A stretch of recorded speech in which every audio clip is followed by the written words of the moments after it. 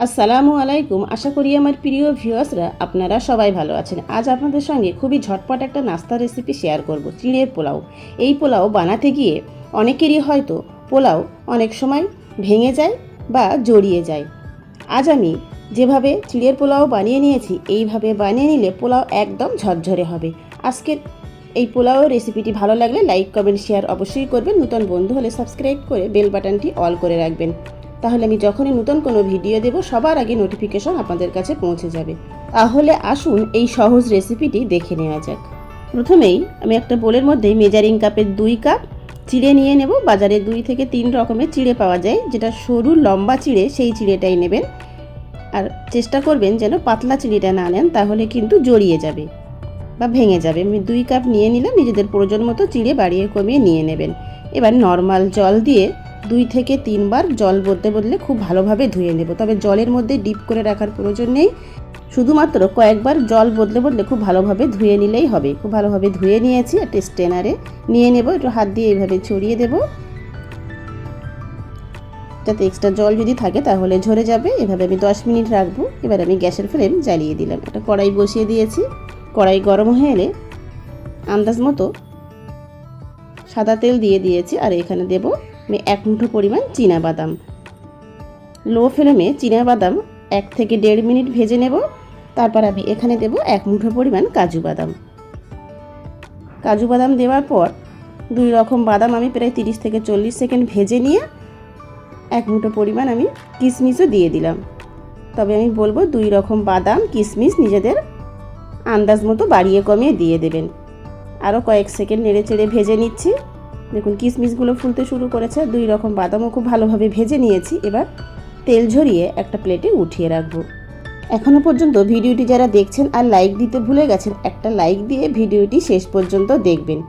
বাদাম কিশমিশ ভেজে উঠিয়ে নেওয়ার পর ফোড়নে দিয়ে দেব 2টো ফাটিয়ে নেওয়া ছোটো এলাচ, 2টো লং, 1 টুকরো ডালচিনি আর 1/4 টিস্পুন গোটা জিরে। ফোড়নটাকে কয়েক সেকেন্ড ভেজে নিয়েছি। আর এখানে আমি 1 টেবিল চামচ গ্রেট করে নেওয়া আদা দিয়ে দিলাম। আদাটাও কয়েক সেকেন্ড ভেজে নিচ্ছি।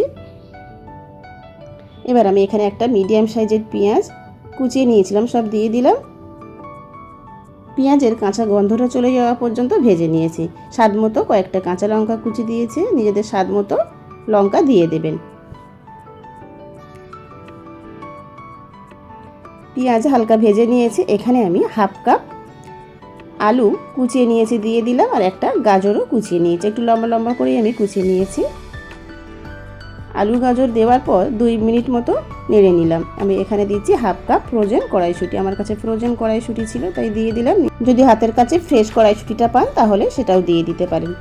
কয়েক মিনিট ভেজে নেবার পর আমি এখানে আন্দাজ মতো লবণ দিলাম, আর আন্দাজ মতো হলুদ গুঁড়ো বা 1/2 টিস্পুন এখানে আমি হলুদ গুঁড়ো দিয়ে দিয়েছি। লবণ হলুদ গুঁড়ো দেওয়ার পর খুব ভালোভাবে 2 মিনিট মতো নেড়ে নেব।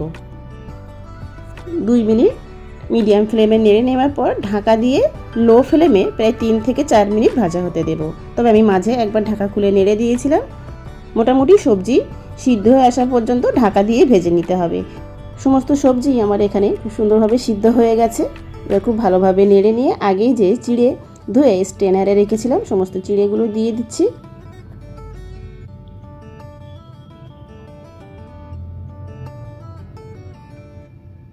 আর আগে যে বাদাম কিশমিশ ভেজে উঠিয়ে রেখেছিলাম সব দিয়ে দিলাম। এবার হালকা হাতে উল্টে পাল্টে মিডিয়াম ফ্লেমে নেড়ে নিতে হবে, অর্থাৎ ধুয়ে নেওয়া চিড়ে আর সমস্ত সবজির সঙ্গে খুব সুন্দরভাবে নেড়ে চেড়ে মিশিয়ে নেব।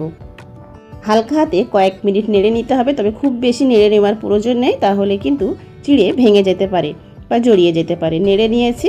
এখানে আমি স্বাদ মতো চিনি দিয়ে দিচ্ছি, নিজেদের স্বাদ মতো চিনি দিয়ে দেবেন। আমার এখানে একটু লবণ কম মনে হচ্ছে তাই আরও অল্প একটু লবণ দিয়ে দিলাম। এই পর্যায়ে লবণ মিষ্টি নিজেদের আন্দাজ মতো দিয়ে দেবেন। বা একবার এই পর্যায়ে টেস্ট করে দেখে নিতে পারেন, যদি কিছু প্রয়োজন হয় তাহলে দিয়ে দিতে পারেন। 1 মিনিট মতো নেড়ে নিলাম। এবার আমি এখানে দেব অল্প একটু জলের ছিটে। হাতে করে এভাবে জল নিয়ে দিয়ে দিচ্ছি, যাতে চিড়ে পোলাও ঠান্ডা হয়ে যাওয়ার পর ড্রাই না হয়ে যায়। খুব ভালোভাবে নেড়ে নিয়ে লো ফ্লেমে 1 মিনিটের জন্য ঢাকা দিয়ে রান্না হতে দেব। 1 মিনিট পর ঢাকা খুলে নিয়েছি। এখানে আমি 1 টিস্পুন ঘি নিয়েছি, ঘি দিয়ে দেব। ঘি দেওয়ার পর চিড়ের পোলাওয়ের সঙ্গে উল্টে পাল্টে খুব সুন্দরভাবে মিশিয়ে নেব। মিশিয়ে নিয়েছি, আর গ্যাসের ফ্লেম অফ করে দিয়েছি। ঢাকা দিয়ে স্ট্যান্ডিং টাইমে রাখবো, তারপর সার্ভ করে নেব। স্ট্যান্ডিং টাইমে রাখার পর আমি একটা সার্ভিং প্লেটে উঠিয়ে নিচ্ছি। রেডি হয়ে গেল ঝরঝরে চিড়ের পোলাও।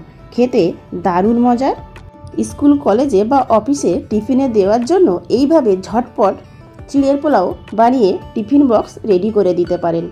ছোটরা হোক বা বড়রা এই রকম ঝরঝরে চিড়ের পোলাও খেতে সবাই পছন্দ করবে। আশা করছি একটু হলেও আজকের এই সহজ চিড়ের পোলাও রেসিপিটি আপনাদের ভালো লেগেছে। ভালো লেগে থাকলে লাইক, কমেন্ট, শেয়ার অবশ্যই করবেন। নতুন বন্ধু হলে সাবস্ক্রাইব করে বেল বাটনটি অল করে রাখবেন। তাহলে আমি যখনই নতুন কোনো ভিডিও দেব সবার আগে নোটিফিকেশন আপনাদের কাছে পৌঁছে যাবে। ভিডিওটি শেষ পর্যন্ত দেখার জন্য সবাইকে অসংখ্য ধন্যবাদ।